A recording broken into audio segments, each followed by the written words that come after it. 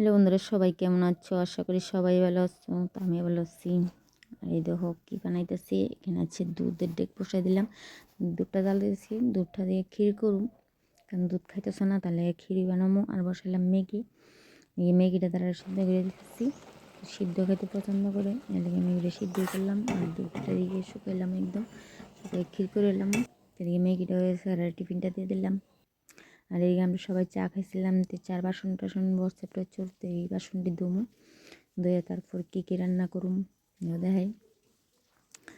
শীতের দিনে চা খেতে তো ভালো লাগে, তাই বাসনও ভরে প্রচুর, তাই বাসনটি ধুয়ে লাগতেছে। এদিকে কাপ টাপে ধুয়ে জরুরি মেঁধে রাখলে জলটা জলে জায়গা, তাই জরুরি মেঁধে সবসময় রাখি বাসনটি। তারপর শুকাইলে অন্য কোনো সরাইলে এদিকে বাসনটি ধুয়ে যাচ্ছে গা।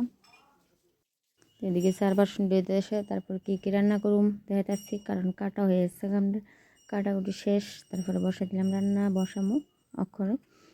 এদিকে চার বাসনটি প্রায় দুবার শেষ হয়েছে, অক্ষরে রান্নাটা বসামো। আর কী কী রান্না করুম দেখাচ্ছি। রান্না করুম আজকে হচ্ছে ফুলকপি আলু দিয়ে ভাজি করুম, তারপর মাছ রান্না করুম, ডাল করুম, অনেক কিছু রান্না করুম, দেখতে পারবা, দেখাতেছি তোমরা।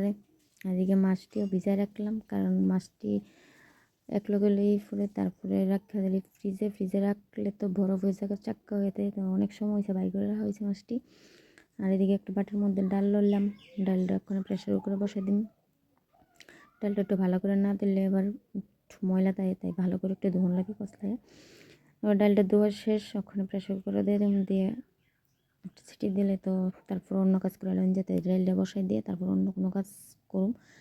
তো এদিকে ডালটা দিয়ে সে ওখানে একটু লবণ দিয়ে দিন, লবণটা একবারে দিয়ে দিন, পরিমাণ মতো দিয়ে দিন, তাই দ্বিতীয়বার দেওয়া লাগতো না।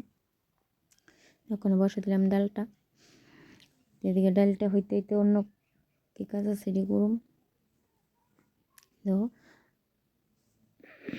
আর দিকে মাছটি ছুটছে না অনেক, মাছটি ছুটলে তারপরে মাছটা ভাজুম, ভাজা তরকারিটা বসাই দিব।